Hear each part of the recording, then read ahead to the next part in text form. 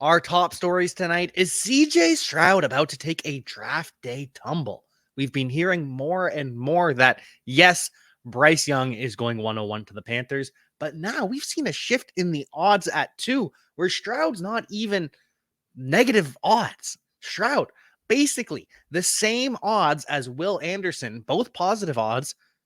It appears as though Vegas, like us, have no idea what is happening in this draft. Things are changing constantly, and that is why you tune in to Player Profiler Today.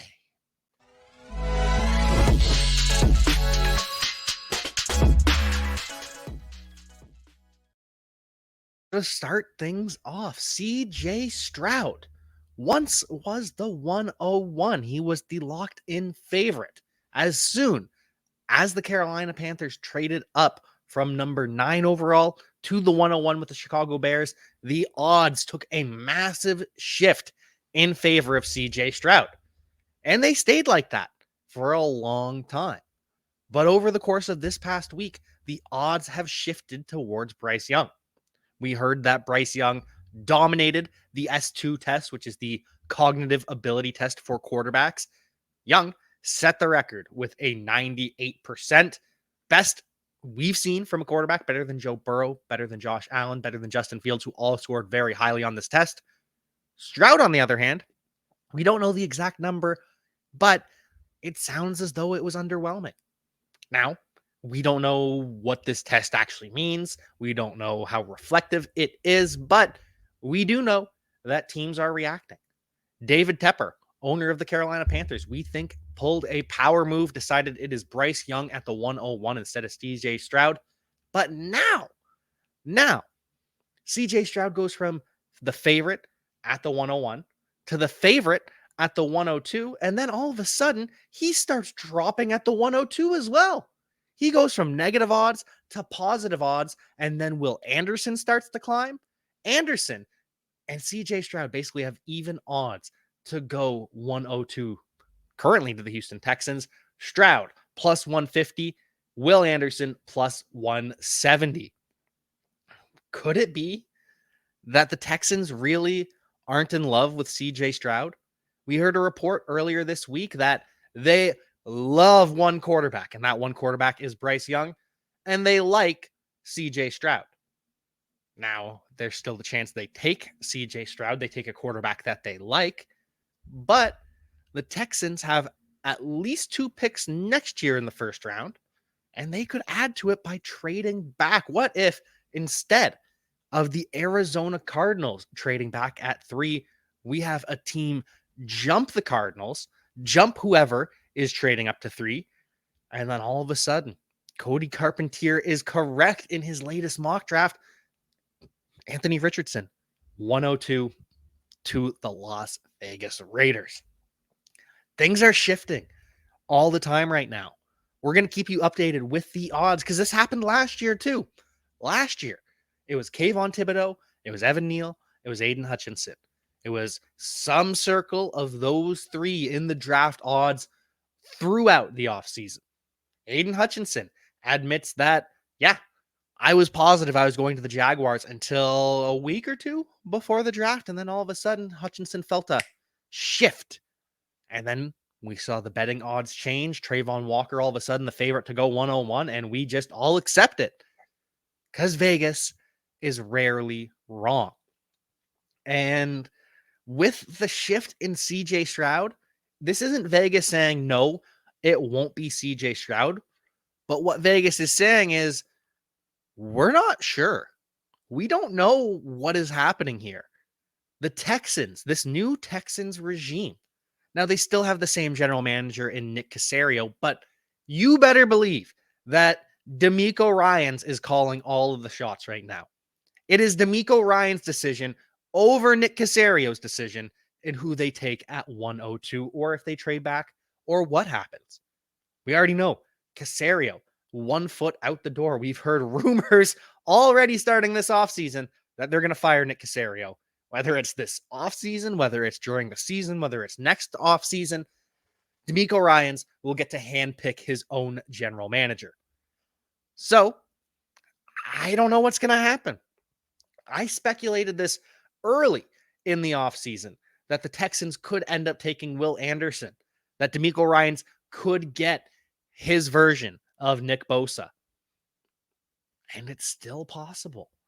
It's possible they trade out. There are so many different ways that the Texans can go now, which is crazy. Because just a week ago, we were positive that it was CJ Stroud 1 to the Carolina Panthers. It was Bryce Young 2 to the Houston Texans. And now we're hearing that even if the Texans try to trade up, that will be rejected. That the Panthers, they said they traded up, willing to move back in the draft. And maybe that was true at a time, but right now, reporters around the league don't think there's any shot that Bryce Young ends up in Houston. And that is just a wild shift. And so if the Texans do select Will Anderson, or if the Texans do trade back and a team like the Raiders trades up, selects Anthony Richardson, what happens to CJ Stroud? Because then there's the Cardinals at 4. Will a team like the Seahawks or the Lions trade up to 3 to get Stroud? Will a team like the Colts trade up to 3 to get Will Levis? Because we've heard the Colts prefer Will Levis, that he is their guy. They like the size. They like the athleticism. That is Shane Steichen's type of player. So where does this leave CJ Stroud? If he doesn't go 102 to the Texans and someone prefers Will Levis at 3, or the Cardinals don't get the offers they want and select a defensive player, could CJ Stroud end up falling to the Seahawks at 5? Could the Lions trade up to draft CJ Stroud, draft the replacement to Jared Goff down the line? Or does Stroud fall to the 105? Does he fall to the 106? Does CJ Stroud have a shocking draft day slide like the last Ohio State QB to come out in Justin Fields? Because it doesn't always make sense when these guys fall in the draft. CJ Stroud is the most pro-ready quarterback in the 2023 NFL draft. He is the quarterback that is most likely to be a successful NFL quarterback. There are varying levels of success, but CJ Stroud at the very least is going to be a solid NFL quarterback. You cannot guarantee that for the other 3. Anthony Richardson could bust, Will Levis could bust, Bryce Young could bust. It is very unlikely that CJ Stroud ends up failing. And so to have a guy like him sliding in the NFL draft, I don't know where this comes from every year. I don't know why players tumble at the last minute. I don't know how Justin Fields goes from the consensus 102 throughout his entire career in college to all of a sudden being drafted with a 10th overall pick. And I don't know how CJ Stroud goes from being 1-2 with Bryce Young for at least a year. Everyone knew CJ Stroud, Bryce Young. Yes, these are the 2 guys at the top. Maybe someone steps in, but these are the 2 guys at the top. And then all of a sudden, Stroud starts to slide. I don't understand it. I don't get it. But this is the world we live in. And fortunately, we live in a world with Underdog Fantasy. Our friends over at Underdog, truly one of the best websites there is for fantasy sports. You get the best ball, you get the pick'ems, you get it all. Podfather, take it away. Let's take a moment to talk about Underdog Fantasy. Now, many of you have already signed up. Thousands have signed up from Player Profiler already over the years. Underdog has supported us since 2020. Much of what you see on Player Profiler is because of Underdog, because of their support. Get the Underdog app, plug in that promo code Underworld, and they're making the NBA fun. Their NBA pick'ems, it's changed my Wednesday night. It's changed my Sunday afternoon. I used to play Underdog just for the best ball drafts. I mean, the best ball drafts are amazing. These draft rooms fill so quickly, and you can win life-changing money. You want to take advantage of all the sleepers we talk about on this show? Well, what better place than in an Underdog draft room to do that? And I recommend taking your Underdog play to the next level by diving into their NFL pick'ems. It's important to correlate those NFL pick'ems. You can pick both the quarterbacks and the wide receivers to exceed expectations. Correlate them, and you can 5x your payout. Bada bing, bada boom. Underdog Fantasy, the promo code is Underworld. For an instant deposit match up to $100, Underdog is the truest friend of the underworld. True blue friends over at Underdog Fantasy. We absolutely love them. But do you love this new idea that Dalvin Cook may be on his way out in Minnesota? Now, this isn't a new idea per se. We've known this for a while. We told you weeks ago that when Dalvin Cook, when it was reported that the shoulder is healing well, that it's only a matter of time before he is fully cleared for contact. We told you then that meant Dalvin Cook was on his way out because the shoulder surgery was the last hang up for moving on. Because if they wanted to trade him, Dalvin Cook would need to pass a physical. Now, we don't know for certain if Cook can pass that physical today, but we do know that the Minnesota Vikings may have to cut Dalvin Cook. Teams aren't biting the way that the Vikings expected them to. Look at the veteran running back market, though. Leonard Fournette, still unsigned. Ezekiel Elliott, still unsigned. Jerick McKinnon, still unsigned. Joe Mixon, possibly available, getting cut, getting traded. Why give up a pick for Dalvin Cook, who's going to cost you $10 million, when you can sign one of these free agent running backs? The NFL, more and more, is rejecting the idea that you got to pay running backs. And it's unfortunate. It really is, because running backs are so cool. That what else is there to say? Running backs are awesome. They are fun. They are electric. They are exciting. We love them in fantasy football. Watching Derrick Henry tote the ball the way he does is a marvel. Seeing Dalvin Cook dominate, just run people over, make people miss, do it all, that is the pinnacle of athletic performance. But in terms of winning games, it doesn't matter that much. And so it's really sad. These players, these running backs, they deserve every single dollar. They arguably, based on what they put their bodies through, based on the labor that these running backs do in relation to the labor of other positions, they might deserve more than any other position. They might deserve more than quarterbacks based on the labor they do, the body punishment that they take. But that's not how the NFL works. It's not about the labor that you do. It's about the value of that labor. And for running backs, their labor is considered less valuable than nearly every other position. Far less valuable than quarterbacks. Far less valuable than an edge rusher, than an offensive tackle. Wide receivers, much more valuable than the running back position. It's at the point where tight ends and running backs are kind of the least valuable in terms of wins and losses. Now, there are individual cases where, yes, this is not the case. Travis Kelce is very valuable to wins and losses compared to receivers. He is on par with any of the top receivers. But for running back, there are just so many players that you can plug in.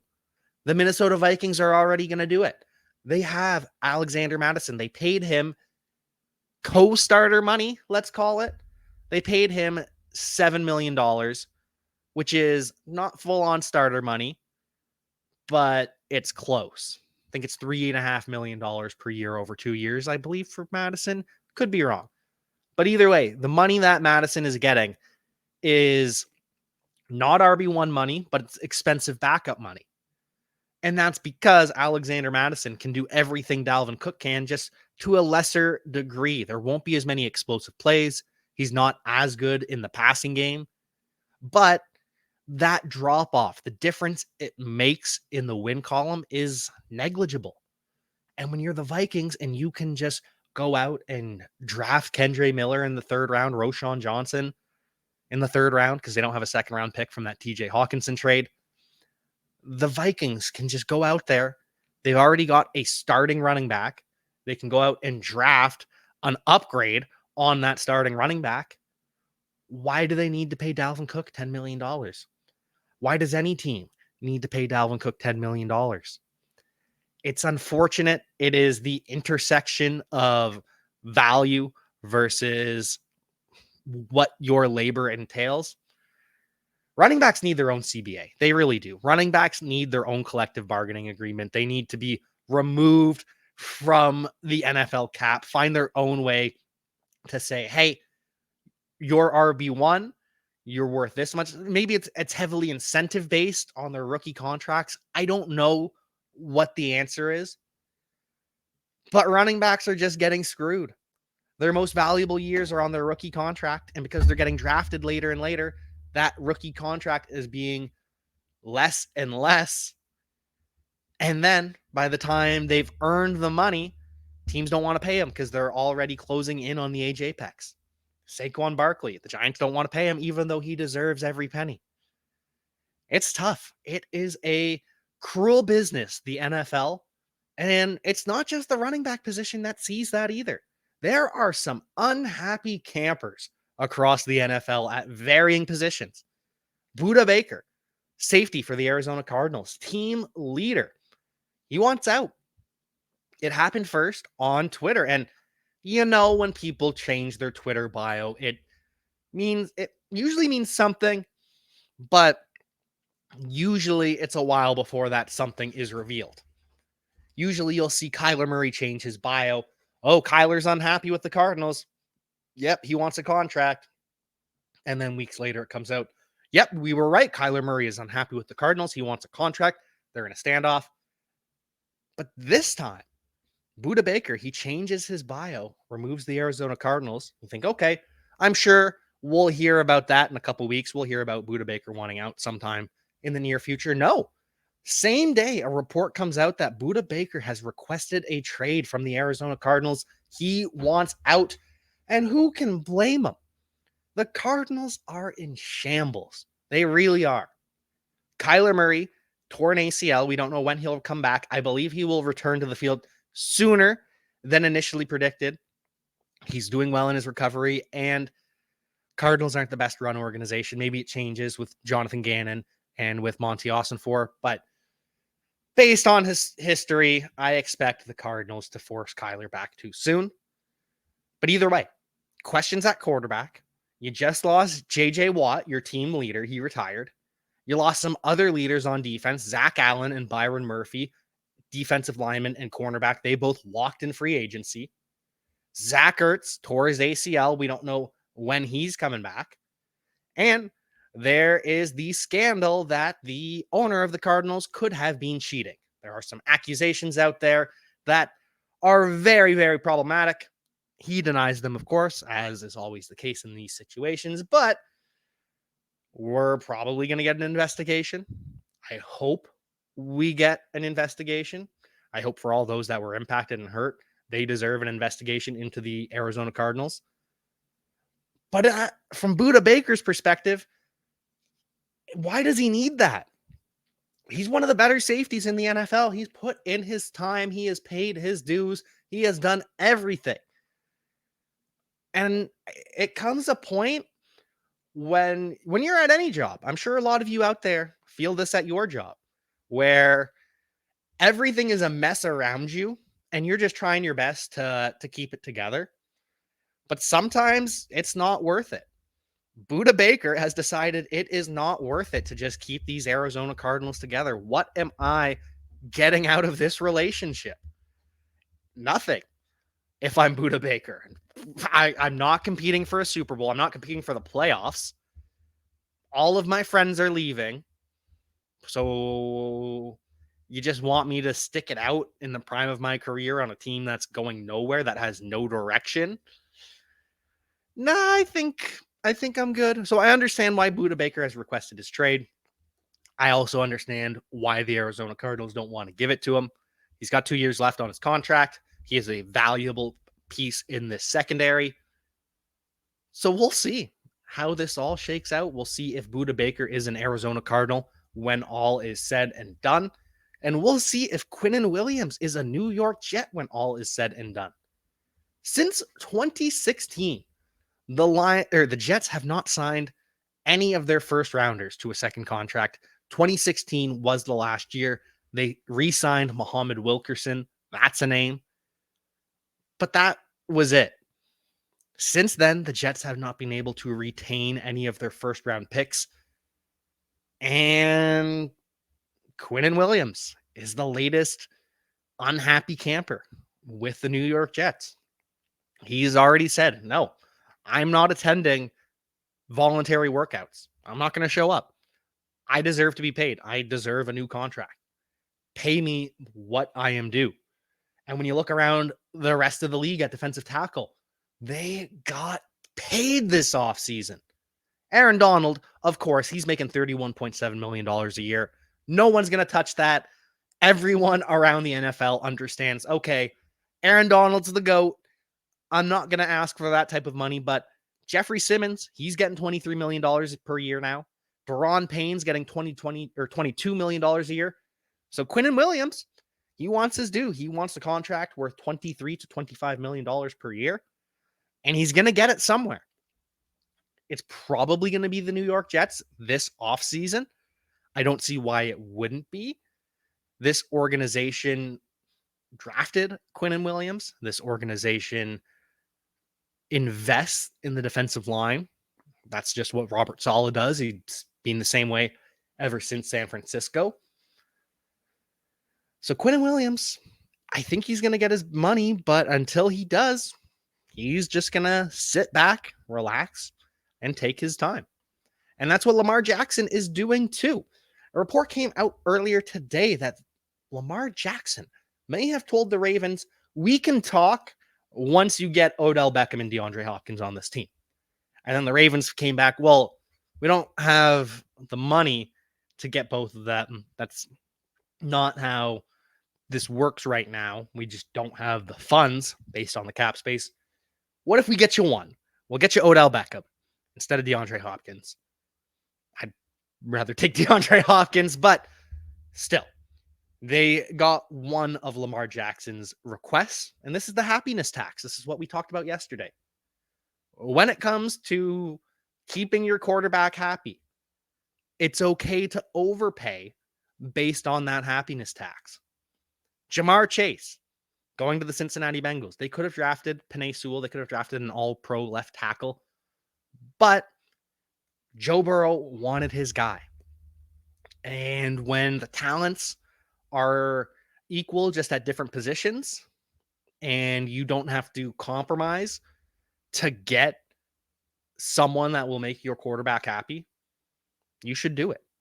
Even the Packers, for all their faults, all of their issues with Aaron Rodgers, they were willing to go out and make a trade for Randall Cobb to bring him back because that's what Aaron Rodgers wanted.